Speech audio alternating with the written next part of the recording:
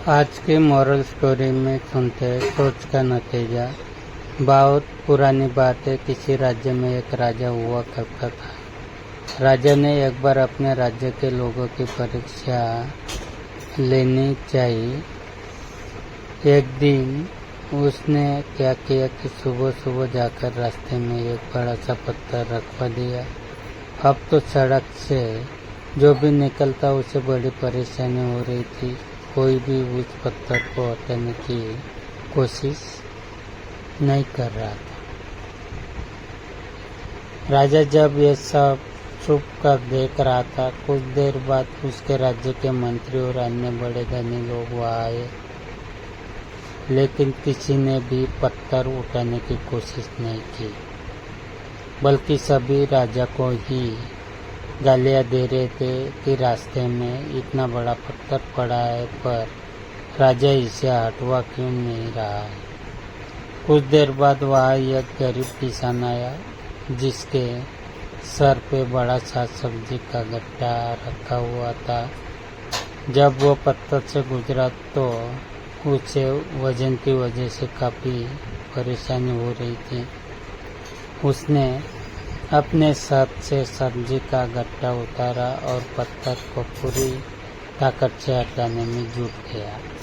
वो पत्थर बहुत बड़ा था, लेकिन किसान ने हार नहीं मानी और कुछ ही देर में रास्ते से पत्थर हटा दिया। जैसे ही वो वहाँ से चला, उसने देखा कि पत्थर वाली जगह पर एक थैला पड़ा हुआ है, जो कि राजा ने पत्थर के नीचे छुपा दिया था। किसान ने थैला खोला तो देखा उसमें सोने के 1000 सिक्के थे और एक पत्र था जिसमें लिखा था, पत्थर हटाने वाले को राजा की ओर से इनाम। अब तो किसान खुला नहीं समा पा रहा था। तो मित्र, इसी तरह से जीवन में आने वाली हर परेशानी भी एक अच्छा अवसर लेकर आती है। जो लोग नकारात्मक सोचते हैं वो इसे समझ नहीं पाते और अवसर को खो देते हैं। वही अच्छी सोच के व्यक्ति चुनौती स्वीकार करते हैं और अवसर का लाभ उठाते हैं। किसी राज्य और एक मॉरल कहानी सुनते हैं। किसी राज्य में बहुत प्रतापी राज्य हुआ करता था। वह राजा रोज सुबह उठकर पूजा पाठ करता और गरीबों को दान देता।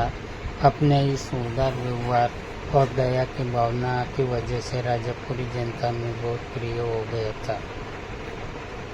रोज सुबह दरबार खुलते ही राजा यहाँ गरीब और भिखारियों की लंबी लाइन लग जाती। राजा हर इंसान को संतुष्ट करके भेजते थे।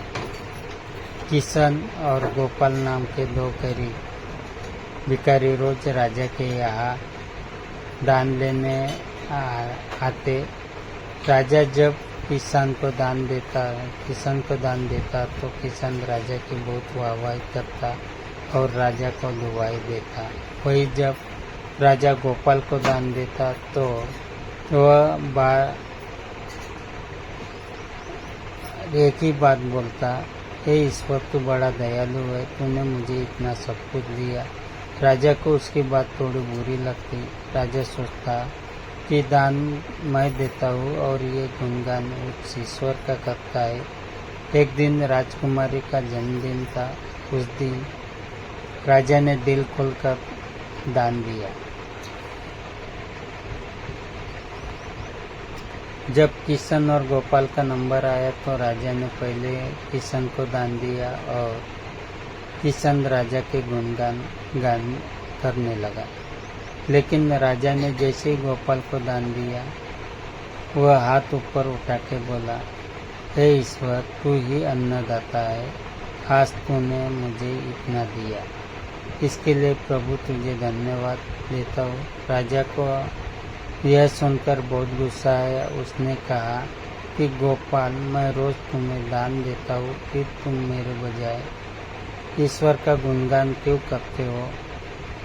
गोपाल बोला, राजन, देने वाला तो ऊपर बैठा है, वही सबका अन्नदाता है, आपका भी और मेरा भी। यह कहकर गोपाल वहाँ से चला गया। अब राजा ने गोपाल को सबक सिखाने की सोची।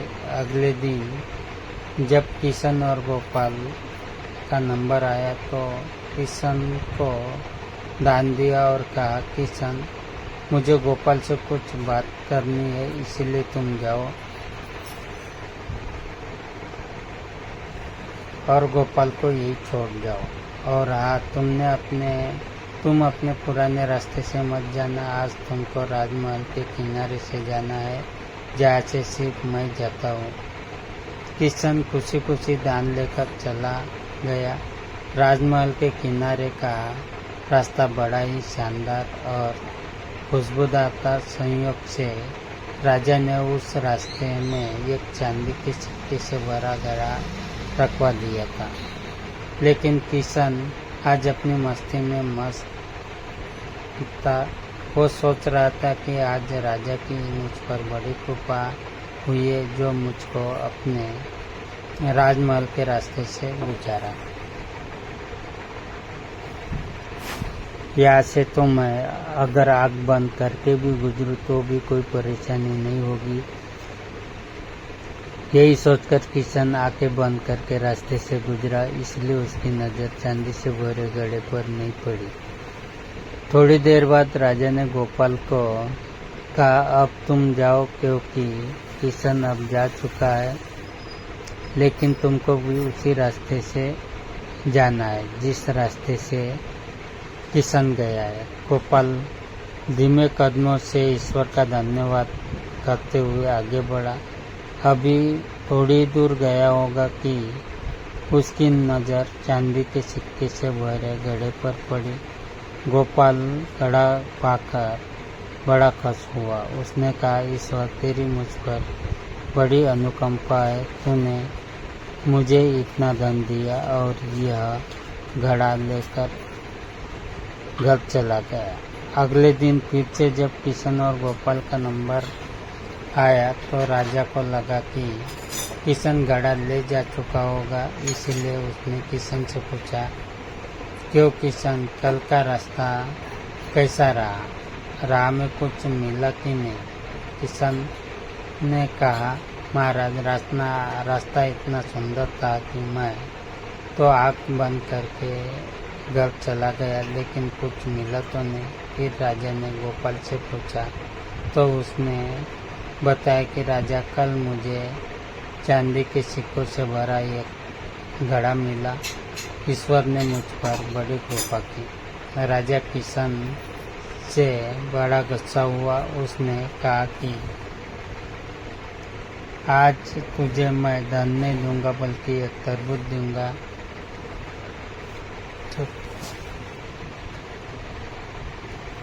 किशन बेचारा परेशान तो था, लेकिन कहता भी तो क्या, चुपचाप तरबूज लेकर चल पड़ा। उधर राजा ने गोपाल को रोजाना की तरह कुछ धन दान दिया। अब जब गोपाल रास्ते से गुजरा, उसने सोचा कि घर पर कुछ खाने को तो है नहीं, क्यों न बच्चों के लिए एक तरबूज लिया जाए।